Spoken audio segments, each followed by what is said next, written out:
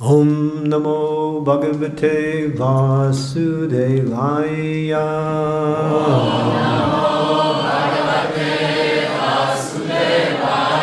Om Namo Bhagavate Vasudevaya. Om Namo Bhagavate Vasudevaya. Om Namo Bhagavate Vasudevaya.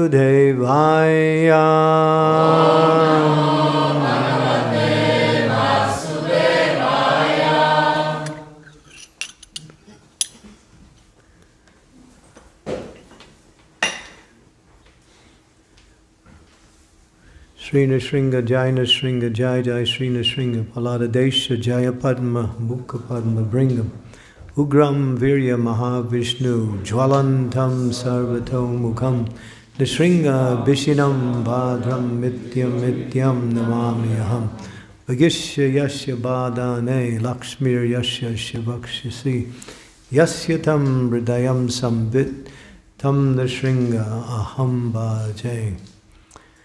That's the Mula mantra for Lord Nrsimhadev, along with the glorification mantra of Lakshmi Nrsimhadev. So, Nama Om Vishnu Padaya Krishna Prasthaya Bhutale Shrimakti Bhakti Vedanta Swami Iti Namane Namaste Saraswati Deve Gaudavani Pacharine Nirvishesha Shunyavadi Pastyatya Desatarine Jaya Sri Krishna Chaitanya Prabhu Nityananda Sri Advaita Gadadhar Sivasari Gaur Bhaktivinoda Hare Krishna Krishna Krishna Hare Hare Hare Rama Rama Rama Hare Hare Ramadi Murti Shukalani Amena Tishtana Avatara Akaro Bhuvanesha Kinchu Krishna Swayam Samabhavat Paraman Pavanyo Govindam Adipurusham Tamaham Bhajami. Sri Krishna is the original Supreme Personality of Godhead, Ishvara Parama Krishna, Satchit Ananda Vigraha, Anadir Adir Govinda, Sarva Karna Karnam. He is the original, supreme source of all existence. All manifestations of the Godhead are coming from the original source. Therefore, he is called Adi Purush, the original personality.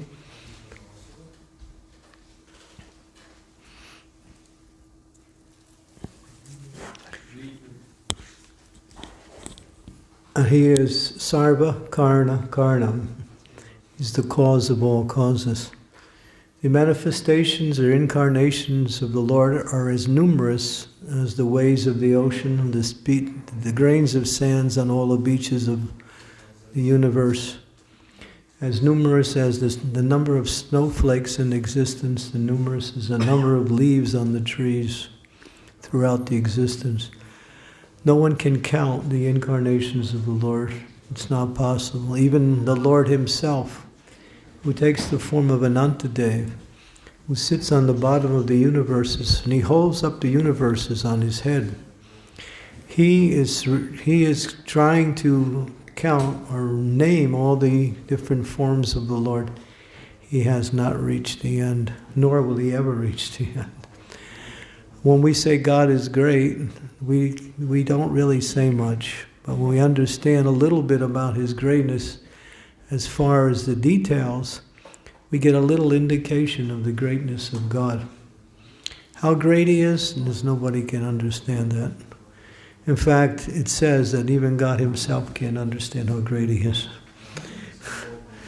It's mentioned that when he tries to estimate his own greatness, he becomes greater.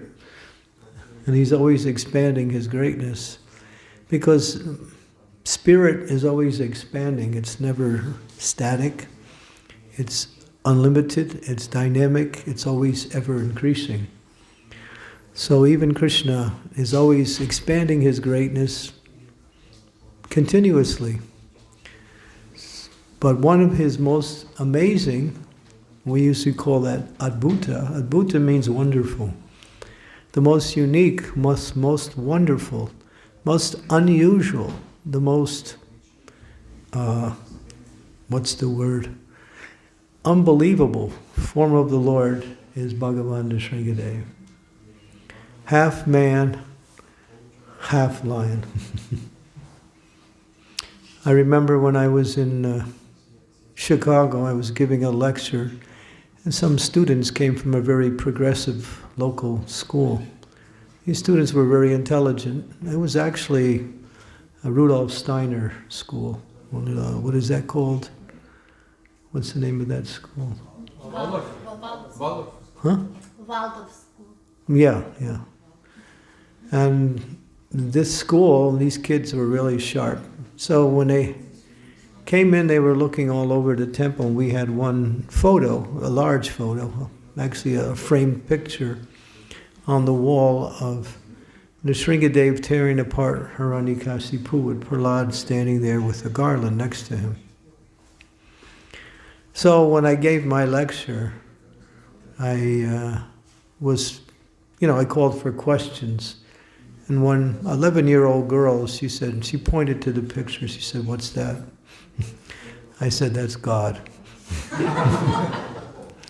And it's God who rids the worlds of evil. So what you see there was one of the most evil persons in existence, and he's being killed by the Lord. And she and the rest of the class thought, "That's great." And even devotees don't even think like that sometimes. But she really liked it, and she wanted to hear more about Nrsimhadev. So I actually turned my attention to that subject. But Nrsimhadev is the most amazing manifestation of incarnations. And he appeared in that particular way according to the benedictions given to Hiranyakashipu by Lord Brahma.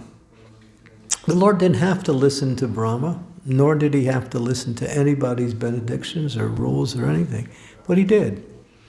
He followed the program by incarnating, because Hiranyakashipu had performed so many austerities. His austerities were indescribable and unlimited. He was able to maintain his body without having any flesh, only bones. He was standing on his tippy toes with his arms straight up in the air for 1,000 celestial years, simply keeping his life air circulating through his bones through the pranayama system. He was expert at pranayama. And during that time, an anthill built around his body and simply devoured his whole body. He had no body left. But he was still alive because the soul is not really a part of the body. So he was alive, but he was in a kind of a meditation. Brahma came and said, "Hiranyakashipu, your austerities have reached perfection. Please take any benediction you want from me." Now, Srila Prabhupada describes that the materialists, they want to enjoy material life as much as possible. And the materialists are very afraid of death. And therefore, death means the end of all their plans. And so, his logical request was, "I want to live forever. I want to be immortal. Please give me that benediction." Brahma said, "I can't do that because I am not immortal. Although Brahma lives 311,040,000,000,000 years. Still, he has to die after that time." So he said, "I can't do that." So Hiranyakashipu, thinking that he could outsmart death, figured out all the ways you could possibly die. By a man, by an animal, by a natural calamity, by water, by fire, by so many ways that death may come, by not dying on land, not dying in sea, not dying in the air, not dying during the daytime, not dying during the nighttime. He listed all the possible ways that time or a force of death could fall upon him. And Brahma granted every one of those benedictions. And then after that, he thought, I'm immortal. I can live forever. And now he was making his plans to enjoy. And the demons, what do? They want to enjoy by wanting to control. So that's their whole program, to control and try to enjoy. So Hiranyakashipu just went and started to conquer the whole universe. Conquered the heavenly planets, the lower planets, the middle planets. He became the undisputed ruler of the entire universal display, all the way up to Brahmaloka. Powerful. He had all the demigods fearful of him except Brahma, Shiva, and Narada Muni. Only those three demigods were not afraid of afraid of Hiranyakashipu, and were not influenced by his power. And now he was just enjoying, he stole Lord Indra's throne. He was sitting on the throne of Indra. He took it over. He took over the whole heavenly planets. So powerful. There's no demon in the world that's ever been powerful as Hiranyakashipu. Not even Ravana was that great. Yeah. But now, it's interesting because everything possible in existence was at his disposal. He had everything. But the one thing he didn't have was happiness. He wasn't happy. And this is because this is mentioned throughout this detailed narration of this pastime, that material things cannot satisfy. They can't. The soul is by nature pure and spiritual, and it can only be satisfied by its same essence. It's just like, trying to feed a dummy. A dummy is a dead body. It's just a dummy. And if you give it food, you tell my dear dummy, go to rest and sleep nicely. And here's some nice pizza or some Croatian strudel, And I mean, that's pretty good stuff. I'm one of the fans. I'm high on the list. I hope they made some tonight. And, you give everything to the dummy, and the dummy doesn't get anything because he's a dummy. So when you try to find happiness through the senses, the mind, the body, the intelligence, you get a little bit of relief from temporary suffering, but that's all. You never get happiness. Happiness is something that is your nature, and that's only on the spiritual platform. So despite Hiranyakashipu's success in acquiring everything possible, he wasn't happy. Wasn't happy. And so now, but it's interesting. The Lord loves his devotees so much that he gave Hiranyakashipu a son that could save him. They say, if you have a child and that child becomes a pure devotee and you're just like not up to the standard, that child can bring you back to Godhead. It's true. That's why they say sometimes the son saves the father from hellish life. And even if the father goes into hellish life, then the son does puja afterwards, and the father can be relieved of hellish life, can also attain the heavenly planets.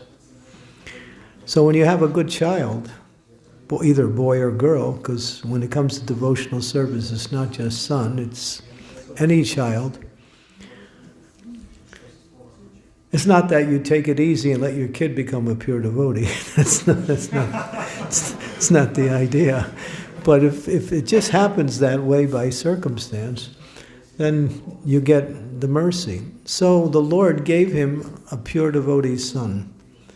He was a Maha Bhagavat, that's not just a pure devotee, but he's on the highest platform of devotional service.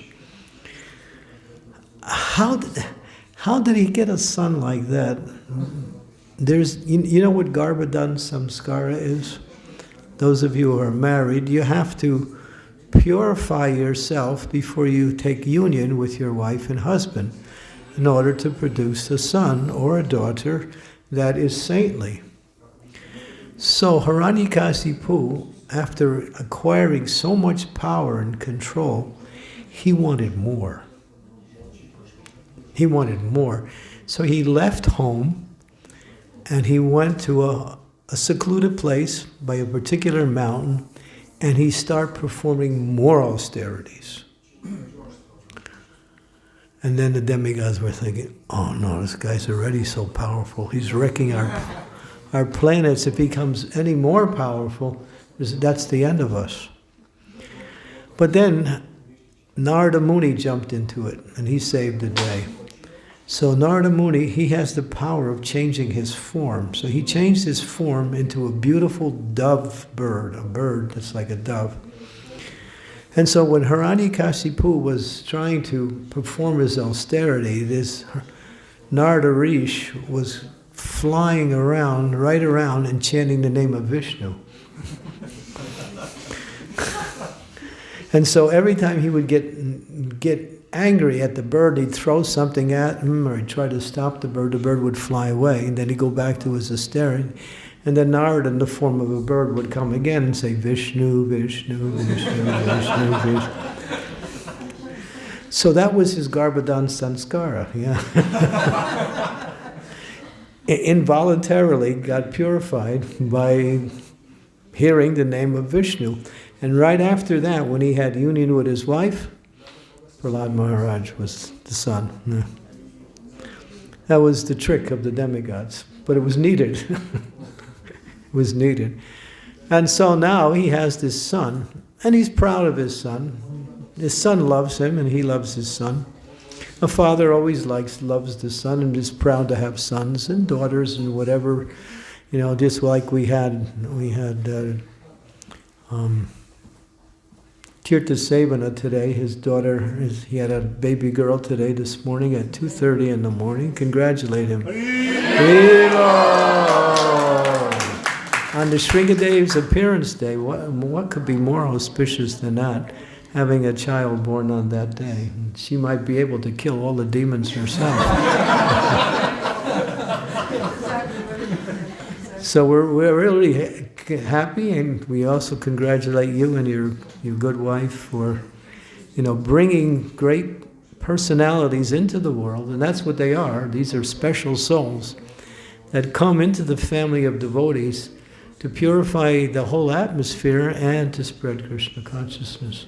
They're sent by the Lord into families that are Krishna conscious. So, Prahlad Maharaj is there. And now he's going to school, and his father... So one day his father said to his teachers, Prahlad's teacher, bring my son here. So they bring him, and he says, my dear son, so nice. You're going to school. I'm so proud of you. Please tell me what you learned today in school. So I'll read what Prahlad Maharaj said. And this is the response he gave to his father. He said, my dear father, hearing and chanting about the transcendental holy name, form, qualities, paraphernalia, and pastimes of Lord Vishnu, remembering them, serving the lotus feet of the Lord, offering the Lord respectful worship with 16 types of paraphernalia, offering prayers to the Lord, becoming His servant, considering the Lord's one's best friend, and surrendering everything to the Lord, including one's body, mind, and words. These are the 9 processes of devotional service. You'd think Hiranyakasipu was really enjoying this, right? No way. He's like shaking. He's so angry. And then he finishes up, he says, and one who has dedicated his life to the service of Krishna through these 9 methods can be understood as the most learned person, and for he has acquired complete knowledge, and my dear father, you should join that club, Something like that. And so his father, he's like, doesn't know what to say. He said, what happened? My son got polluted. And he calls the teachers, Sunda and Amarka, that were the two teachers. He said, what are you teaching this boy? I sent him to school to become a good demon. And you're making him a devotee of Vishnu. You know who Vishnu is? He's my enemy. So what are you teaching him? Sunda and Amarka said, be calm, Hiranyakashipu, because we're Brahmins, don't criticize us. Yeah, that's what they said in so many words. But we don't know where he got that knowledge from. It's not coming from anyone. All right, maybe there's some Vaishnavas sneaking in disguise and polluting him, and all of the other students also. So be careful. Make sure you watch the school very carefully, so no Vaishnavas sneak in, because Vaishnavas are kind of sneaky, right? They say when you have to deal with cheaters, you can cheat also. So he sends them back to school. They go there and they're trying to teach him all the rules and regulations of becoming a good demon, how to conquer your enemy. If your enemy doesn't, first thing you do is you offer some bribery to your enemy, and if he doesn't go along with that, then you chastise him with words, and if he doesn't go along with that, you threaten him with physical action, and if he doesn't go along with that, then you take the stick and kill him. So that's the 4 principles of demonic life. And so they're trying to teach him that. And Prahlad Maharaj is saying, friends and enemies are all mental speculation. The only friend is Krishna. And therefore, friends and enemies are just mental ideas, that's all. This is my friend and this is my enemy, like that. It's all, because one day it's your friend, next day it's your enemy. It's all mental concoction. So the teachers couldn't get anywhere with him. So they just left him alone. Then he starts preaching to his schoolmates and teaching them about devotional service. And they're nice little boys. They're also sons of demons. And he says to them, you should take to Krishna consciousness, because the goal of life is to become a devotee of the Lord and worship the Lord in different ways and develop your love for Krishna. And they said, Prahlad, we're just young boys. We're just going to school. Maybe when we grow up, then we'll worship Krishna. They were just giving some excuse. And Prahlad Maharaj said, but this idea of growing old means just before you die. And no one knows when they're going to die. So he was defeating the idea that age doesn't really indicate how long you got to live. Sometimes we think, I'm young, I got so many years ahead of me, I got so many plans. And that is generally the mood, but that's not guaranteed. Should I tell you a story? Yes. You want to hear this story? Yes. No, you don't want to hear it. We were preaching in Mumbai, in Radha Gopinath Temple in Mumbai, and we were doing college programs at one medical college, JJ College, in Mumbai. And so we had started a little group, and the students were coming. And so regularly they were taking part in Krishna conscious activities and becoming really interested. We were holding our group meetings at the college. So one day, we were about to come again, and one of the students, he told the rest of the students who were coming, I'm going to stop coming because graduation is in 4 months, and I want to be the top in the class. And therefore, I'm going to spend all my time on studies. I'm going to stop this Krishna consciousness. And then he said, but when I graduate, I'll be back. And they said, you sure? Yeah. He said, yeah, I promise, okay. Because they were fixed. So he went away, he didn't come. And for 4 months he studied like anything, and when it was the class, when it's time for graduation, he graduated top in his class in the whole school. He was the best student in the whole school, received all kinds of honors, all kinds of opportunities for the future. Now he's like really happy. And so his friends say, well, tonight, you graduated, well, tonight, the devotees are coming for a program at the college. So you should come. You said you would be coming. He said, yeah, but there's a party tonight. And I'm supposed to go to the party. So I'm going to go to the party. When you stay away from Krishna consciousness, you kind of lose the mood. So they said, all right. So they all went to the temple, and he went to the party. And he was in the party, and he was dancing. Now he's 23 years old. He has no health problems at all. He's dancing. He has a heart attack and drops dead right on the dance floor in front of many of the other students. Everyone was completely horrified and shocked beyond belief. No medical history. Young boy, top in his class, best medical student in the entire college, very prestigious university. All of a sudden, when that happened, all of those devotees that were coming, all those students that were coming to the class, they became really serious. They became really, really serious. I remember I was giving a lecture in New Jersey one time, and it was an Indian congregation, 100% Indians. And right next door, and it was like a big hall, and next door to the hall there was a fire department. So I thought, what can I speak about? I think I'll speak about death. Yeah, I thought that would be an interesting subject. So I read from Bhagavad Gita chapter 2, the difference between the soul and the body. And I'm speaking the whole class on death, right? And I'm just one point after another. While I'm speaking, there's a man, he's sitting in the chair, and all of a sudden he falls out of the chair and falls on the ground. He's out cold during my lecture on death.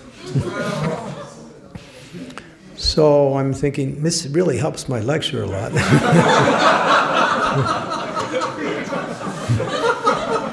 And everybody was like, whoa, shocked.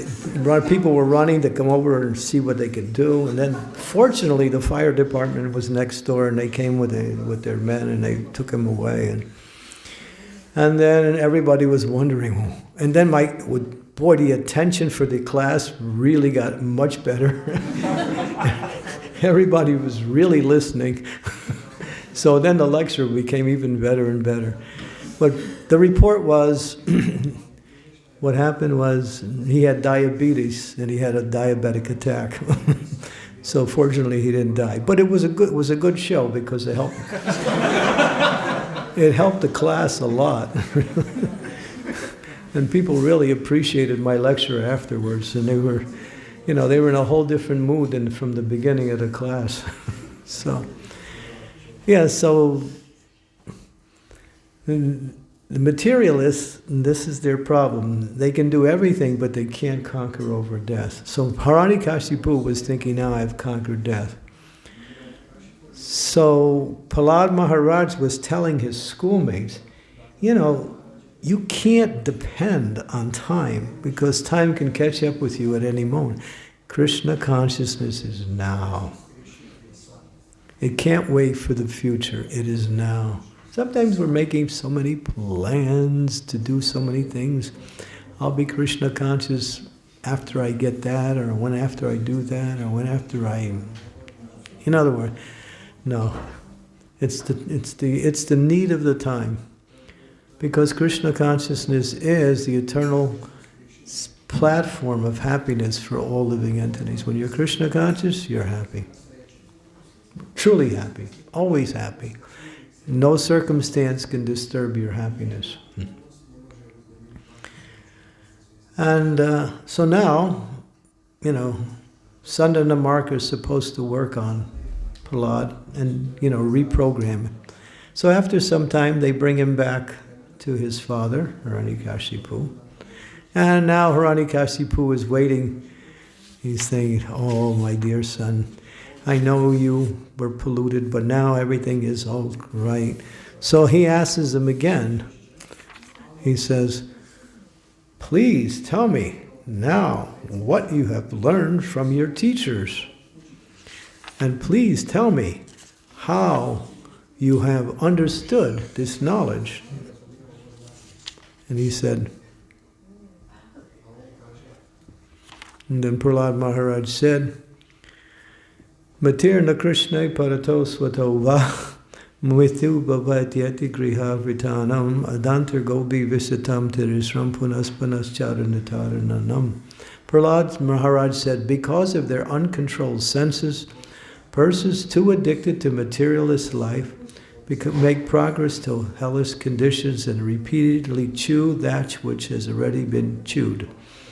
Their inclinations towards Krishna are never aroused, either by the instructions of others, by their own efforts, or by a combination of both. And then he went on, he said, then he spoke another verse, he said, persons who are strongly entrapped by the consciousness of enjoying material life, and who have therefore accepted as their leader or a guru a similar blind man attached to external sense objects, cannot understand the goal of life is to return home back to Godhead and engage in the service of the Lord. As blind men, guided by another blind man, miss the right path and fall into a ditch, materially attached men led by another materially attached man are bound by the ropes of fruit of labor, which are made of strong cords, and they continue again and again in materialistic life, suffering the threefold miseries. Hiranyakashipu is he's trembling in anger. He can't even speak, he's so angry. And then Prahlad puts the topper on the cake, this is the cherry. He says, unless they smear upon their bodies the dust of the lotus feet of a Vaishnava, completely freed from material contaminations, persons very much inclined towards materialistic life cannot be attached to the lotus feet of the Lord, who is glorified for his uncommon activities. Only by becoming Krishna conscious and taking shelter at the lotus feet of the Lord in this way can one be freed from material contamination. Prahlad Maharaj is sitting on his father's lap. After he spoke, Hiranyakashipu became blinded with anger. He took his son and threw him on the ground. His eyes became red. He was just said, take this boy away, he deserves to be killed, and kill him as soon as possible. Now you can see something from this. The demons have no regard for anyone. Prabhupada said something, and he said it many times, the demons will do anything. They will do anything. They'll kill their parents, they'll kill their friends, they'll kill anyone just to satisfy their own lusty desires. That's a demon. And so here, an innocent boy, what was his fault? He was Krishna conscious. That's all. His only fault was that he was Krishna conscious. And so, now, he's given under the charge of the servants of Hiranyakashipu. So what do? They take him and they try to stab him with spears and tridents. Nothing happens. They take him in a pit of very dangerous snakes. They throw him in there. The snakes do absolutely nothing. They take him, they put him in boiling hot oil. The oil had no effect. Prahlad Maharaj was completely absorbed in thinking of the lotus feet of the Lord. Now Prabhupada said, this is available for all of us. In other words, if one becomes as good as Prahlad, in other words, fully absorbed in Krishna, nothing material can hurt you. It's not some exaggeration, it's actually a proven fact. There are many, many examples in our ISKCON society where devotees have been in the most horrible situations but have become completely unscathed, completely free from any dangers because they remember Krishna with devotion. So they're trying everything to kill him. They take him onto a mountain, they throw him off the mountain. You see the picture, he's falling off the mountain, and on the bottom there's Krishna catching him. They try everything. Hiranyakashipu had a sister. Her name was, what was her name? Holika. She had the benediction she could not be burned by fire. So they decided to burn Prahlad by putting Prahlad on her lap and then starting a fire around both of them. She burned to death and Prahlad got away. Krishna protected him. His father said, now throw him in the ocean and throw a mountain on top of him. They did that. Still, nothing. Even the slightest hair on his body wasn't disturbed by his father's attempt to kill him in so many ways.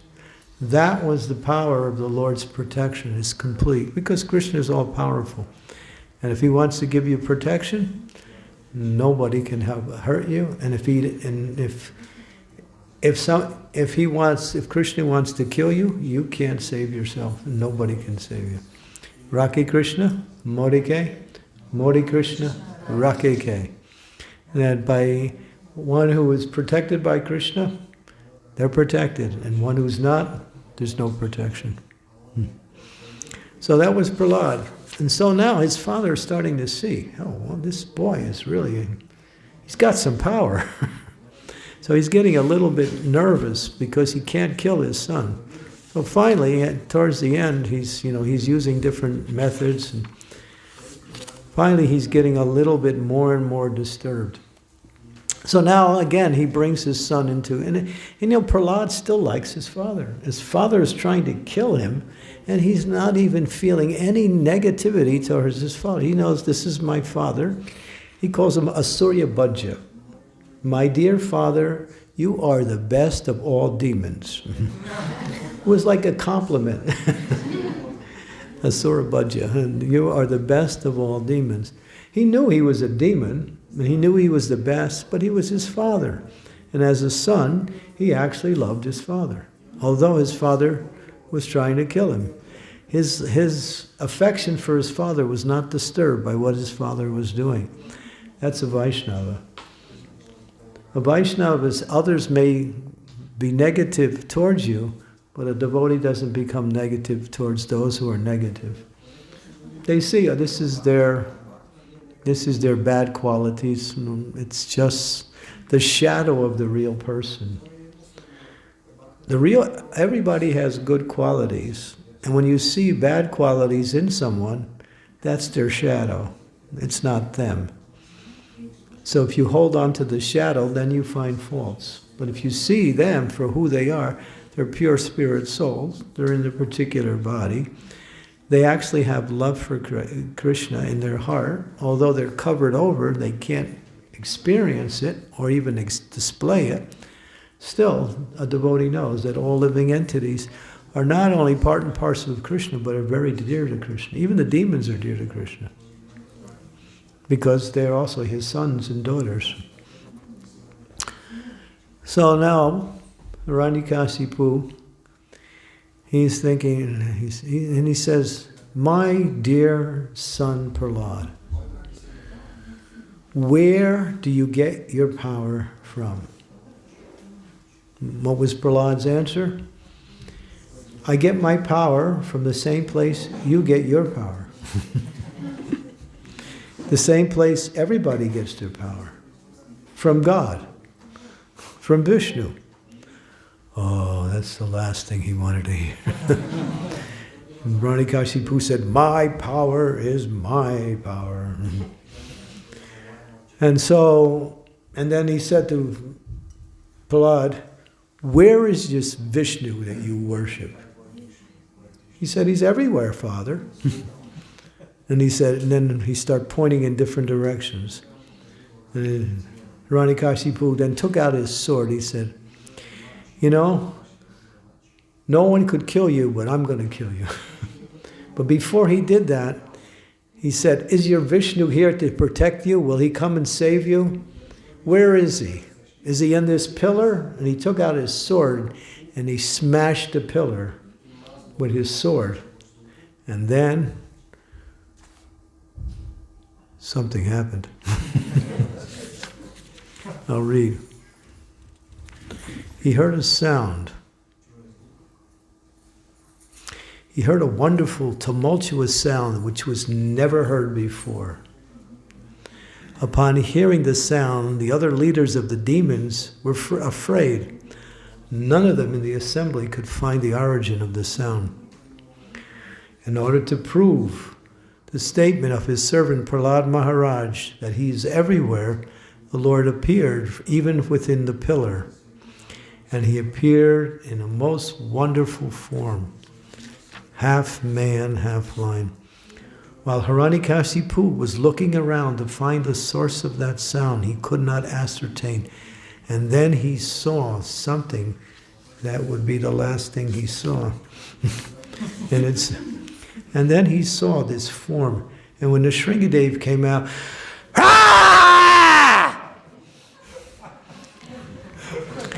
he was really like angry. And Hiranyakashipu is looking. And he's studying the form, trying to decide what is it. And he's saying, this is some trick to kill me? Nobody can kill me. The Lord's form was extremely fearsome. Have you ever seen any of the forms of Nrsimha when he comes out of the pillar? Very fierce. He only sees one thing, Hiranyakashipu.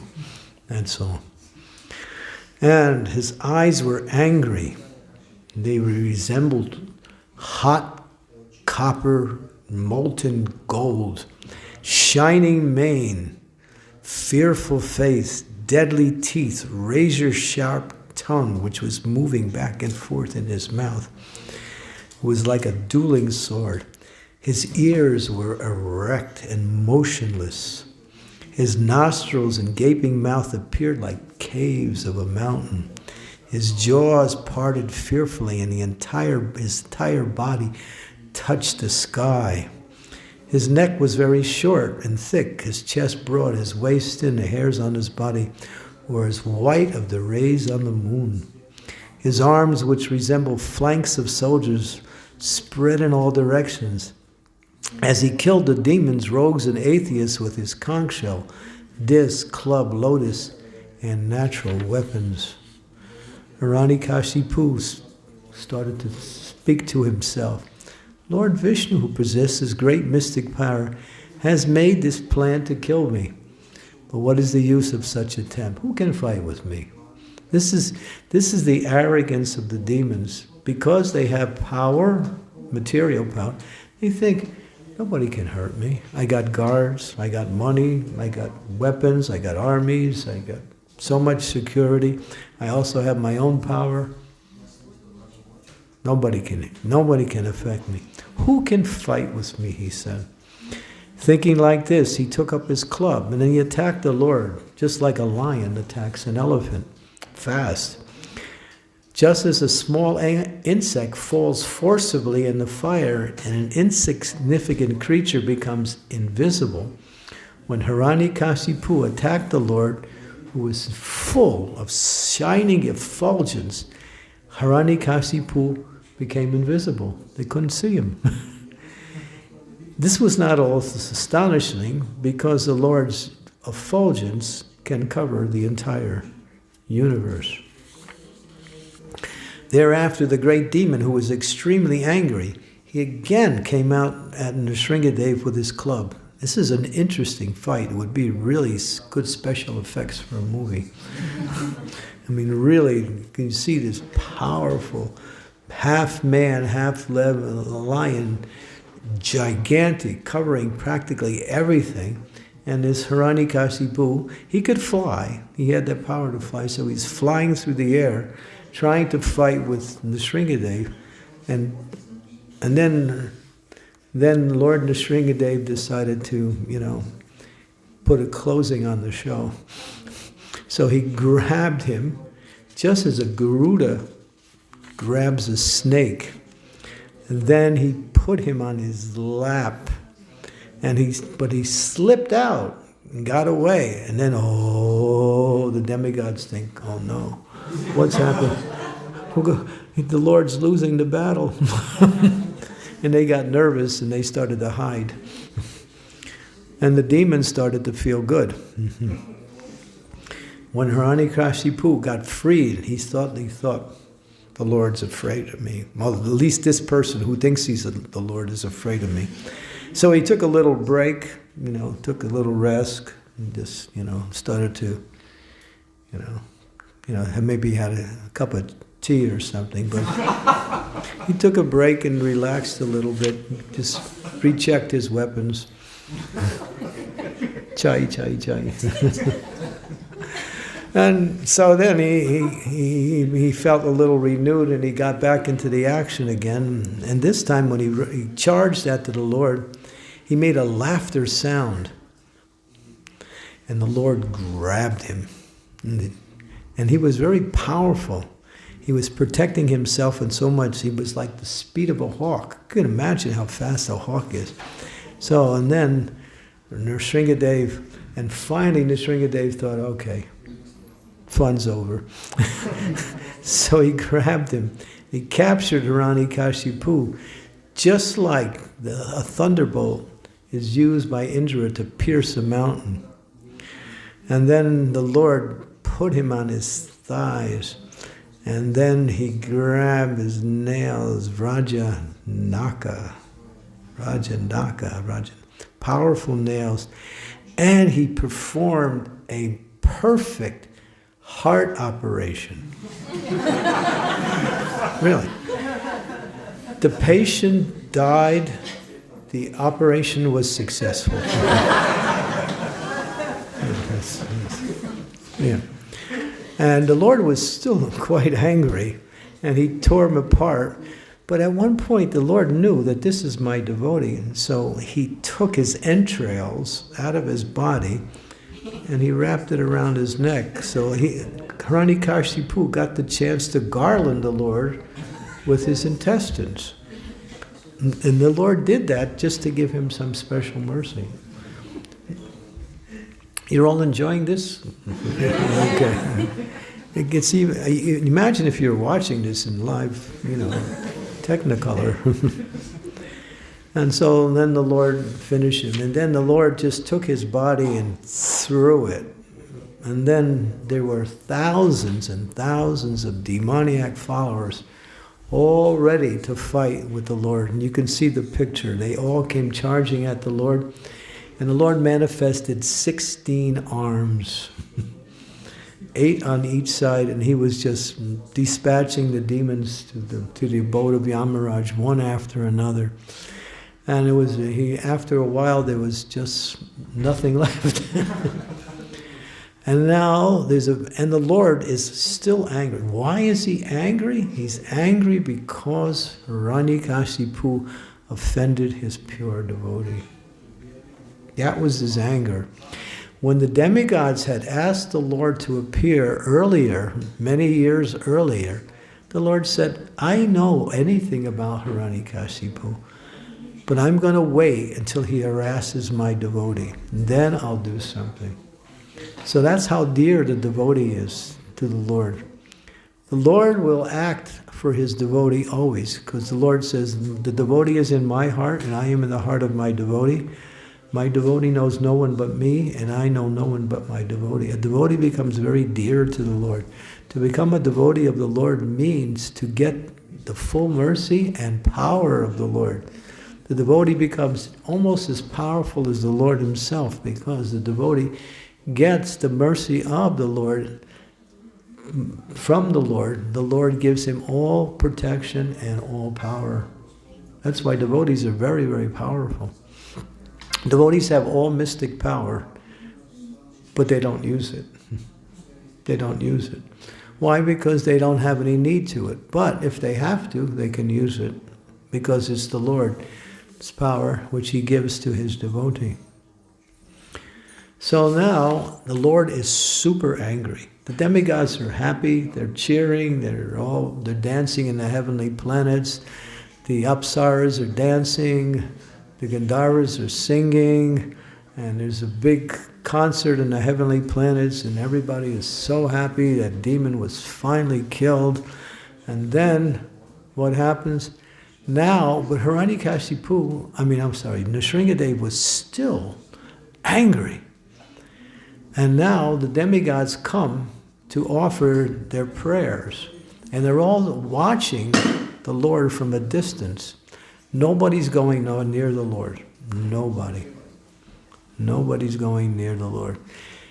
And then Brahma is there, and he knows that the Lord is there, and he turns to Lakshmi Devi, and he says, Lakshmi, that's your husband. Go, quiet him down. Settle him down. She said, Brahmaji, I know my husband, but I don't know that one as my husband. I've never seen him in that way. I'm not going. She was scared also. So Brahma tried to get so many demigods to come to pacify the Lord, but nobody come. Then he went to Prahlad. He said, my dear Prahlad, the Lord came for you, so please pacify him. So the Lord was there, and you see the picture, little Prahlad is walking with a garland in a very humble way, ready to garland the killer of his father. And then the Lord turns and he sees his pure devotee, and the Lord becomes calm. And then he picks up Prahlad and puts him on his lap, and there's a beautiful, beautiful exchange between the Lord and his devotee. The Lord is so happy to be with his devotee, the devotee is so happy to be with the Lord. The Lord, Prahlad offers him so many beautiful prayers, glorifying the Lord in so many ways. And then after the Lord hears all the beautiful prayers from his pure devotee, the Lord says to him, take a benediction. I want to give you something. You've shown your love for me. Please, I want to offer you something. Please take a benediction. Prahlad Maharaj says, I'm not a merchant. I don't worship you for something. I worship you out of love. That's my happiness. I don't really want anything. Now when the Lord wants to give you something, and it's hard to refuse. Prabhupada used to say, what can you hold in 2 arms that Krishna is giving you with 10? And what can you keep in 2 arms that Krishna is taking away with 10? So if he wants to give you something, you're going to get it. So the Lord was persistent, and he kept asking Prahlad. Prahlad said, all right, if you really want to give me something, then please liberate my father. That's all he asked for. The Shringadev said, that's already done. He's already liberated. As soon as he left his body, he attained liberation. Take something else. Ask for something else. And Prahlad was thinking. And then he came up, my dear Lord, if you really want to give me something, let me stay in this material world and preach to these non-devotees who have made a mess of civilization. Let me preach to those persons who are not Krishna conscious. That's all he asked for, just to be an instrument for the Lord's mercies to spread Krishna consciousness to others. When the Lord heard that, the Lord didn't know what to say. He was speechless in front of his devotee. And he granted him that benediction, and of course, Prahlad Maharaj became the king. And then when he was ruling as a king, he did so many wonderful services to spread Krishna consciousness. So the Lord was so happy with Prahlad Maharaj. So Prahlad Maharaj was a very special devotee in the sense that he was only 5 years old, but he knew everything about devotional life, and he had attained perfection at such a young age. When Sri Chaitanya Mahaprabhu would go visit Gadadhar Pandit in Jagannath Puri, Gadadhar Pandit was so sweet, so gentle, so innocent, so humble. The Lord would like to hear Srimad Bhagavatam from Gadadhar. So he said to Gadadhar, can you read the pastime of Prahlad Maharaj from Bhagavatam? And then Gadadhar would bring out his Bhagavatam and he would read the entire pastime. And then after it was all over, the Lord said, read it again. And he would read it again. And then when it was finished, the second time, the Lord would say, read it again. And Vrindavan Das Thakur actually said that sometimes up to 100 times he would hear that pastime of Prahlad Maharaj. He also liked the pastime of Dhruva Maharaj, 2 5-year-old boys. So the Lord was, one of his favorite pastimes was to hear the story of Prahlad Maharaj.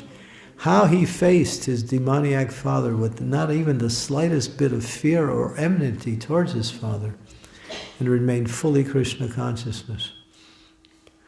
So, and Srila Prabhupada, towards his last days with us in 1977, he spoke mostly on Prahlad Maharaj. All the last lectures that Prabhupada gave were all centered on Prahlad Maharaj. And he had done that at least 2 other times while he was preaching and traveling. So Srila Prabhupada also, you can see many times, you can hear it, when Prabhupada's talking about Prahlad Maharaj and his devotion, he goes silent for a minute. And he's like feeling such love for Prahlad Maharaj. And Prabhupada becomes stunned to appreciate what devotion that Prahlad Maharaj had. And because of Prahlad Maharaj, Hiranyakashipu got a benediction. He got killed by the Lord. If he would have been killed by any other source, he wouldn't have got the same benediction. And that was his good fortune. So Nrsimhadev, he is with us today. By here, Nishingo Hridaye Nishingo. And wherever you go, Nrsimhadev is there. He's very kind to his devotees. This ISKCON society, there are literally, I'm not exaggerating, hundreds of stories that devotees can tell about their experience with Lord Nrsimhadev. Pankajangri Prabhu, that wonderful devotee from Mayapur who just recently departed the world, he wrote a small book on all the pastimes of Nrsimhadev, describing how devotees were always in trouble and came to him for pujas and for benedictions from Lord Nrsimhadev. Nrsimhadev was very, very personal. I told one story this morning, but maybe for those of you who weren't here, how kind Nrsimhadev is. Although he's very fierce by nature, it says that a lioness, a female lion, is very ferocious towards other animals, but to her own little cubs, she's like a sweet mother. So for a devotee, Nrsimhadev is really like a loving father. But for the non-devotee demons, he's death personified. One devotee from Mayapur, his father was quite sick, so they had brought him into the hospital, and it was determined that he had some terminal disease and he wasn't going to live long. So his son, he wanted to help his father. So he said to his father, you should chant Hare Krishna. If you leave this world chanting Hare Krishna, then you can go back to Godhead and you can be saved. Now his father was not a devotee. He was favorable, but he wasn't a devotee. And so he listened to his son, but he didn't chant. He didn't chant. So the next day, when he was in the hospital, he was in his hospital bed, and he was looking towards the door, and a strange figure appeared in the doorway, half man, half lion, and he spoke to the father. He said, "You should chant that mantra you were told to chant." And then he disappeared. That's all he said. So the father, first he became quite frightened seeing the Nrsimha there. And then he started to chant. And the next day he left the body chanting the Hare Krishna Mahamantra. So the Lord actually came to show special mercy to the father of this devotee by telling that father, this is how you can actually make your life perfect. That's mercy. That's kindness. And there's so many, many, many, many stories. Do we have time for stories or? Maybe questions. Okay, questions. Stories. Maybe 5-10 minutes. 5-10 minutes. If there's questions, we can take it for 10 minutes. Or any comments on the appearance of Lord Nrsimha, Sri Nrsimha, Jai Nrsimha, Jai Jai Sri Nrsimha. I'm sure some devotees here must have had some experience with Nrsimha. I know maybe you're too shy to talk about it. I can say a story. You did? I can just, one experience 2 years back about Nrsimha. This is the time when I was going Puri all alone. The flight was really like, you can imagine Indian domestic flights are very shaky. Mm-hmm. Planes are very shaky. And I was alone, and it was very thunderstorm going on, like very, very high wind and things, and plane was quite high actually. And it was literally for 15 minutes tilted. Everything in the kitchen in the plane was throwing down, and everyone in the flight was screaming like anything. We were almost going to die. And first of all, I just did not understand because I was just chanting. I just sometimes you don't remember that you need to remember the Lord basically.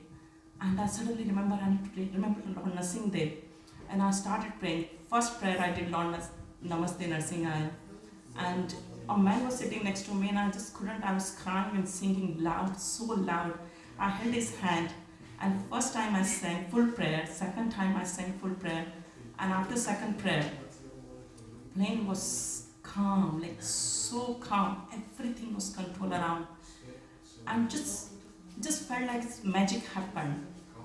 And in 30-minute time, we were safely landed and everything was just, and everyone was crying, like I was crying loudly, like crying and singing and crying. Yeah, it's good. In 15 minutes time, everything finished and we were calmly like landed. Yeah. So it was just, felt like he just came and he held the plane in his hands. So Yeah, he's there. He was there. He was there. Yeah. I have a sister. She's a devotee also, but she's not so active in devotional service. But when she was, she told me a story just recently that she was with a group of Sankirtan devotees. They were going into a mall, and they were not supposed to go in there and do Sankirtan there. It was off limits. It was illegal. So she was going in with the group of devotees. There must have been about a dozen. She was towards the end. And when she got towards the door, she heard a voice and said, "Don't go in." So she didn't. She stayed out. And everybody got arrested, except her. And then she said, "Oh, Nrsimha came and he told me not to go in." So I didn't go in. Yeah, so it's a small thing, but still it shows how the Lord protects his devotee. My sister, she's interesting. She doesn't do Krishna consciousness. But she likes Nrsimhadev, that's all. That's all she wants to. If I talk about Nrsimhadev, then we have something in common. Otherwise, we don't know what to talk about. Yes, So pray for her, so she can actually appreciate Krishna also. And Nrsimha Maharaj tells this one particular story where he was going to one place, I can't remember, somewhere in the Soviet Union before. And this was after the Soviet bloc dropped. And he knew this young girl. She was about 8 years old when he knew her. Now he came back, and it was 3 years later. She's about 11, and she sees her old friend, Maharaj. And she says, "Oh, Maharaj, I saw Nrsimhadev." And, Nrsimha Maharaj said, "Yeah, I see him too. There he is, his picture's there." And then she said, No, I saw him." And then he was thinking. And then her mother came back and she said, yeah, she actually had an experience. She was walking across the street and she wasn't watching where she was going, and a car came and hit her and knocked her all the way up in the air, and she fell on the grass on the side. She was unconscious. They took her to the hospital. The doctor said to the nurses, "Get the x-rays and find out what's broken." And so they did. They came back to the doctor and they gave him the x-rays. And he looked at it, he said, "Give me the x-rays of the girl. This is not the x-ray." And they said, "No, this is her x-ray." He says, "There's nothing wrong. This is not possible." Later on, she came back to consciousness. Nothing was wrong with her. And she said, "Oh, when I was flying through the air, Lord Nrsimhadev caught me." And then she showed on her shoulder, there was 2 scratches on this side and 2 scratches. She said, "But when he caught me, he scratched me."